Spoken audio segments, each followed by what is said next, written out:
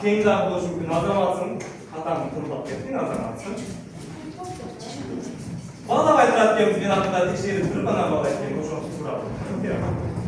Өзіңіз бағаны қойып еді оған, мен азыр.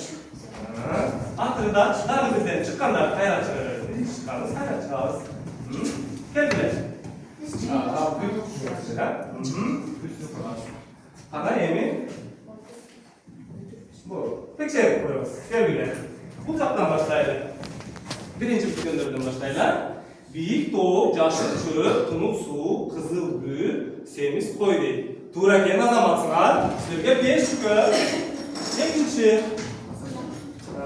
Төндөгүлөр кең тала, соголокту, таза аба, ачуу туз, курч учактуу азаматсыңар. Сіздерге дагы 5 шүкір. Чоң мектеп, ак булук, катуу таш, сүйрү кон, түстүү кагаз. Азаматсыңар, мен мынчалык көргүлө. Эң сураттарга караңлап алыңдар.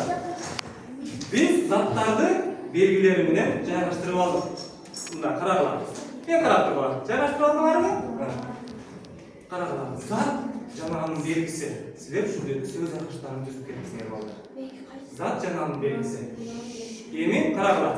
Сөз айкашы 2 мен карап турган. 2 жандан ашык сөздөр биригип, бир зат жөнүндө кеңирээк маалымат берсе, ал сөз айкашы болот. Келгиле, дептерибизди ачабыз. Сөз айкаштарын өзүбүз түзгөн сөз айкаштарын көчүрүп жазып алабыз. Келгиле, доскада дагы бирден жазып койгон, таптыктан бирден чыгып. Калганыңыз дептерге жазабыз. Калганыңыз дептерге. Бирден туруп турган. Доска ачсак экен. Бирден туруп турсаңар дагы болот экен. Бирден жазып коюн. Келгиле. Катар менен дагы бирден жазып алабыз.